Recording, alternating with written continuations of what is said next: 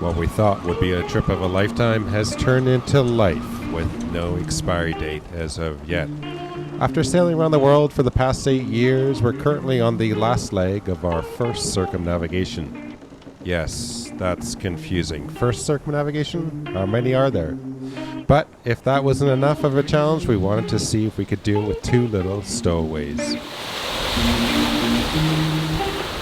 Recently, we found some shelter off a little island called St. Helena, but we're about to set off again and not see land for another 2 weeks until we make landfall in Brazil. We're going to catch massive fish, we're going to surf waves faster than we probably should, and experience the real risks of life at sea. Super windy, super bouncy. I don't know if I've ever felt like this before, where it's just like you're so isolated out here. It's fuel day, 105 and 91.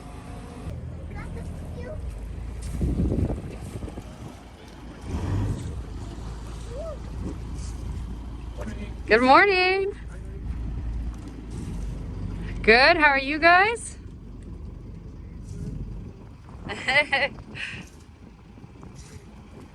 All right, Daddy's got to catch the rope. Let's go back. Get back inside.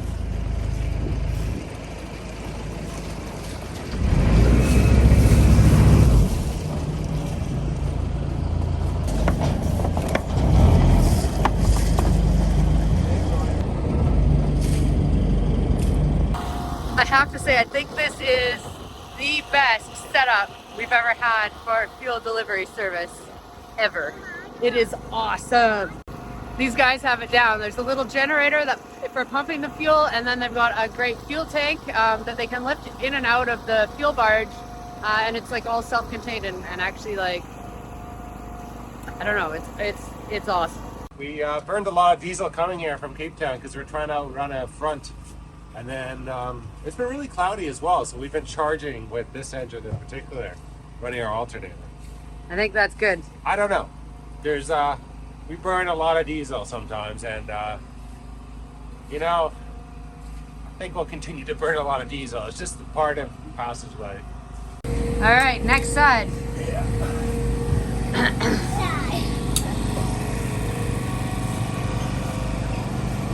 How many liters was that?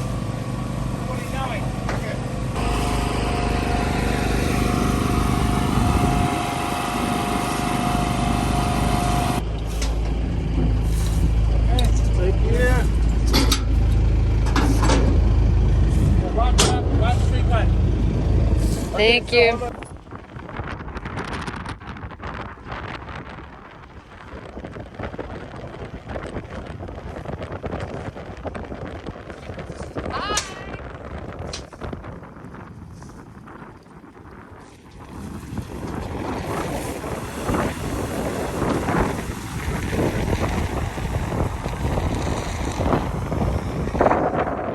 This is a super unique place. It's like, I don't think I've been any other place like it on Earth. It is one of the remotest islands on Earth. It's 1,800 miles from Brazil, which is, I think, that way somewhere. It's 1,200 miles from Africa, and Ascension Island is about 700 miles north, which nautical miles, which is the closest piece of land to this other speck of land in the middle of the Atlantic Ocean. And it's a stunning place. It's a volcanic island. It's beautiful, lush and green in the interior, and then the coastal regions are all this kind of like arid, dry rock, and there's like cactus growing on it. It's crazy. We're here in winter season. It's super off season right now, so there's not a lot of tourists on the island. It felt like it was us and all of the locals, and everyone's so friendly. We really had, you know, you just feel so welcome in a little small town like this, and I feel very fortunate to have had the opportunity to stop here on our crossing and show this beautiful place off a little bit to you guys. It's 1,200 nautical miles from Namibia, and it's another 1,800 nautical miles to Brazil, which is where we're heading next, and we've got 1,800 nautical miles to do before our next stop.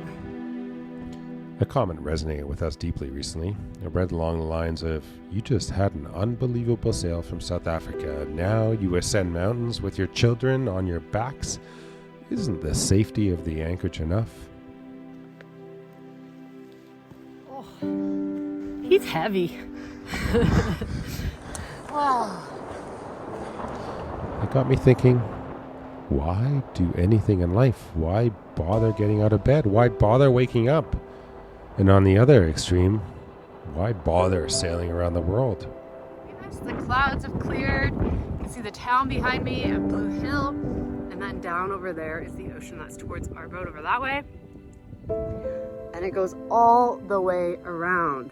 Guys, like, check this out. 360-degree view. Amongst us are souls who chase dreams, teetering on the edge of possibility, risking it all, or trying to achieve some amazing objective. And often the risk is actually pretty minimal, given enough experience and modern-day technology. It's kind of insane on this island how many like batteries and old ruins there are on basically the top of every hill that's near sort of an ocean point that has a good vantage.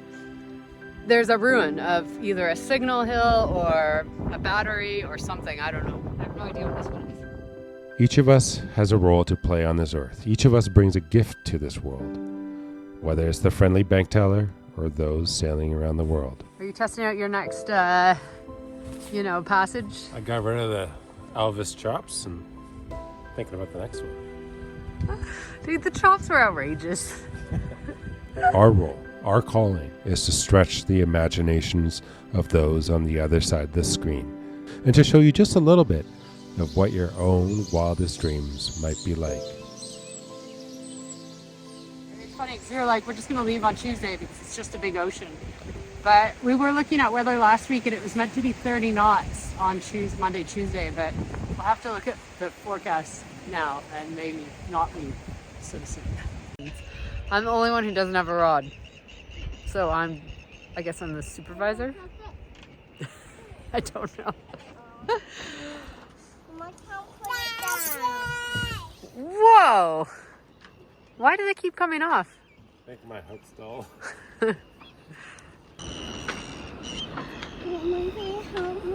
Sure, you haven't caught a fish yet? Let's just jig it. Pukapa, pupakachika. Well, I caught a fish. Bodhi caught a lure. On his leg, Ben. It's like stuck on him. I got fish.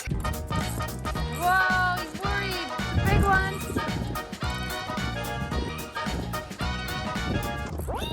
What is this? Dada, what has Dada got? Oh, look. Whoa! What is it? Cool. Can we eat it?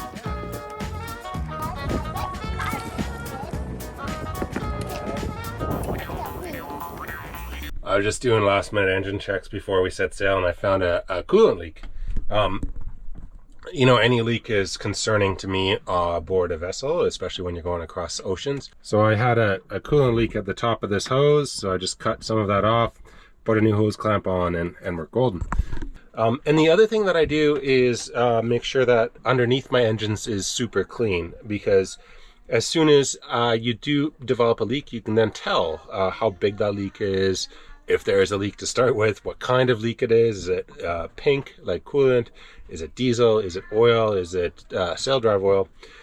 So these are all things that can only be really determined if you have a clean engine bay. It's nice and clean down there. So you can tell if it's a pink leak or a green leak. See, so there's still a little bit of pink. The other thing is I carry all fluids with me. So coolant, sail drive oil or transmission oil, engine oil, and of course beer. Those are the main liquids that are important aboard Nahoa. Brazil, 1900 miles, 1800 miles, nautical miles. Gonna take about 2 weeks, 10 to 14 days, somewhere around there.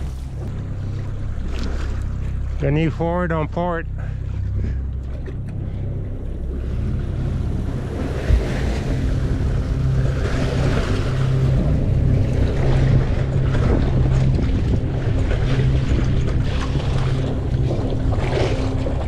We're free. We're gonna see about 20 to 30, gusting to 30 in the first few days.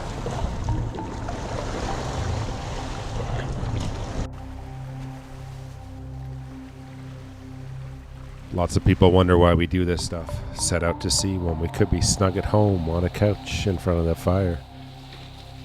It'd be really easy to explain why we live on the ocean on certain days, when the sun is shining or when we're exploring an undiscovered corner of the world. But it gets a lot harder to explain when things aren't going so well, when the weather is bad, when the boat breaks, and when someone is sick thousands of miles from shore. Drink some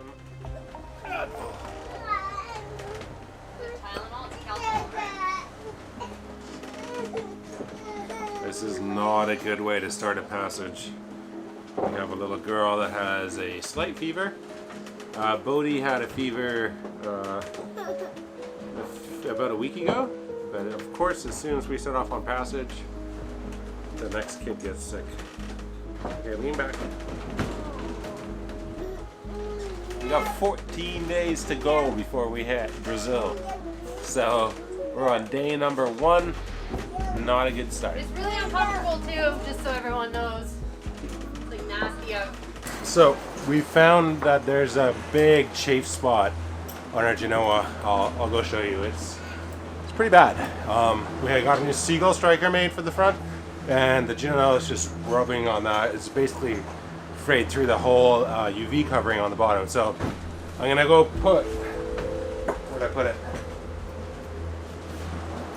We got some of this Contender sailcloth from, it's really thick white sail sticky tape, and we're gonna put that over top and see if we can stop some of the chafing, but we'll see. There's a rain squall coming as well, so good timing. I gotta get on before the rain soaks everything.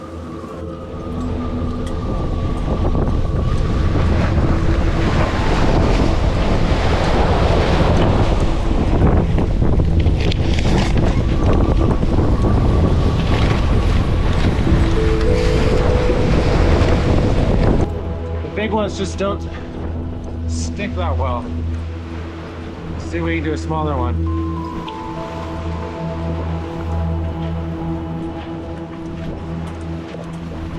Okay, here we go. I think I'll do another patch right there, because it's constantly rubbing on this thing and that thing. Ben's trying to put this patch on the sail. No, we should have looked at it more in the anchorage, but we didn't think it was that bad, and then today it looks worse, so.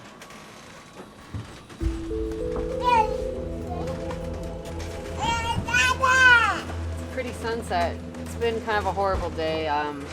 Really squally. No lightning or anything, which is fine, but just like rough, squally. It's winter.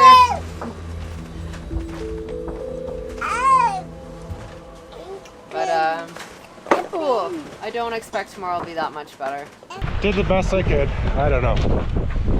That's all you can do out here. Oh.